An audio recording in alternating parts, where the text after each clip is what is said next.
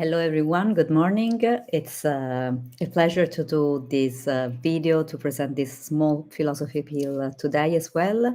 We're going to discuss the comparison a little between Aristotle and St. Thomas Aquinas. It's always strange to pronounce it in English because it's a very Italian philosopher, and Aquino is the place from where it comes. So we say the Aquino, not Aquinas, as if it's his last name. Anyway, so we're going to present a confrontation between a comparison between the two of them, hence involving the role of religion in what we consider to be virtue ethics. So to begin with, we can reflect on the difference between moral good and individual good in Aristotle. Because this helps us to understand how religion will further influence on this distinction. It might in fact happen that we are absolutely capable of pursuing what is morally good and to do the right thing over and over again, but certainly we will not achieve the individual good.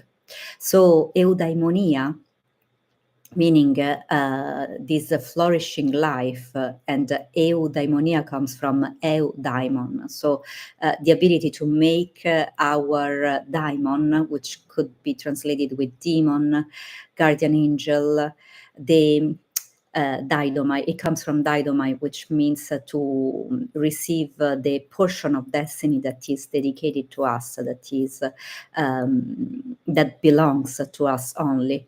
So our ability to make this portion of our life fulfilled do not necessarily coincide, do not necessarily overlap with having a happy life, because it might be that we pursue a life that is utterly virtuous, but it's not necessarily good. Is it a life worth living? It's a hard question to answer. I think that Aristotle would say yes. Similarly, Thomas Aquinas would say yes as well. In Thomas Aquinas, we change completely atmosphere. If you want, with Aristotle's death in 313 before Christ, we have the end of Greek philosophy as we know it. We enter in an Hellenistic period where we get closer to human problems, to political disruptions, to a way to look at life that is more real, which will reach the peak with the fire of Alexandria, the library where all knowledge was collected. Consider that Aristarco di Samo was the one who already managed to understand the structure of the universe, and to understand that the Earth was not flat, but was in fact a sphere, most probably surrounded by other spheres.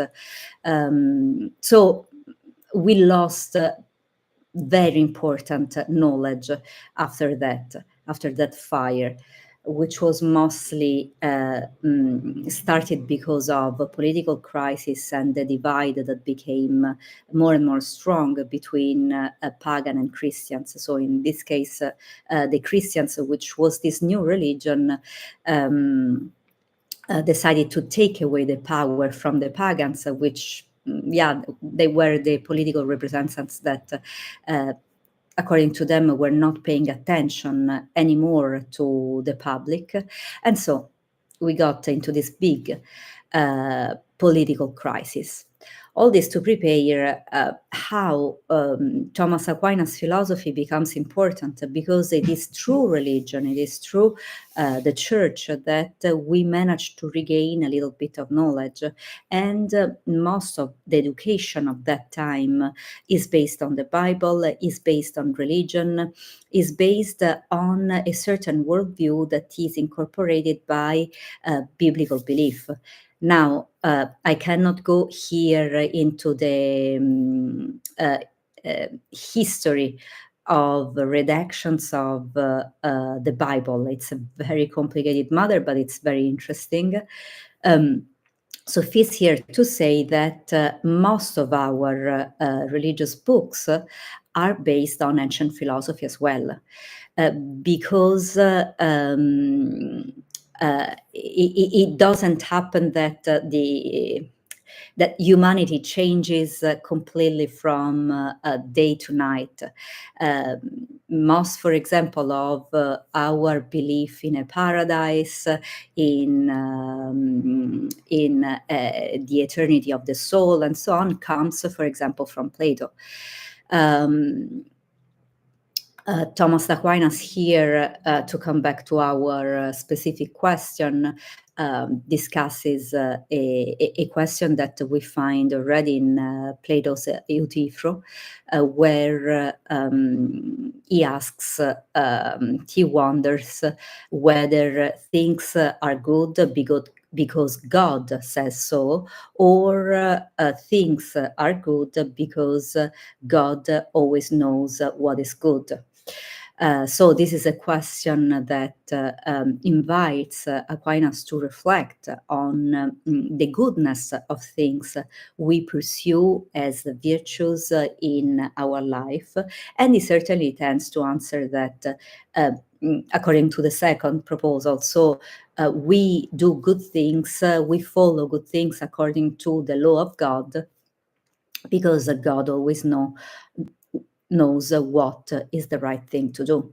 And as in Thomas Aquinas also tend to distinguish three levels of laws that regulate our deeds in life.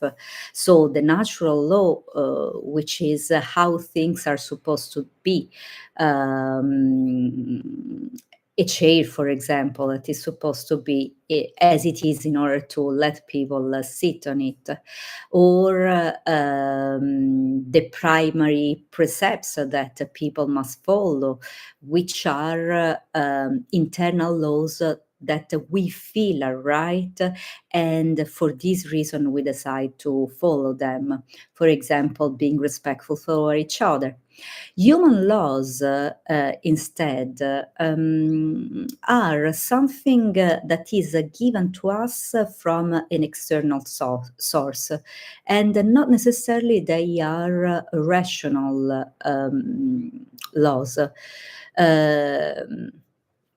Here we could give plenty of examples that would go in weird political direction, so I would not attempt at it.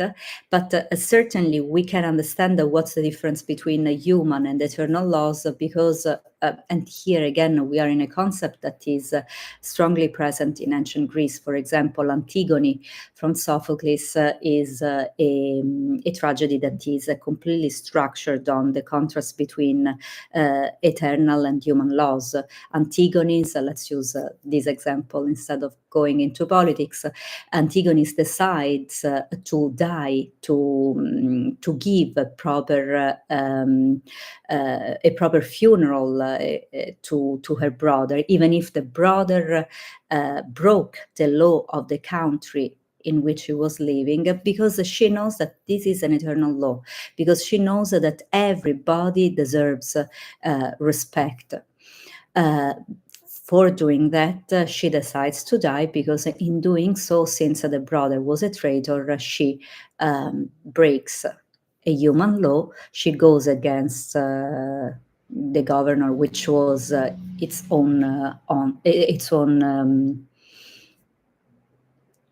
uncle in that case, and she dies. So according to Thomas Aquinas, there's a strong distinction between natural, eternal, and human law.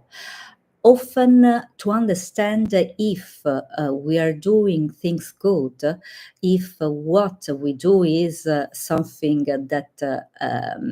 that is according to God's will, we can check the double effect principle. We can check our knowledge based on the double effect principle.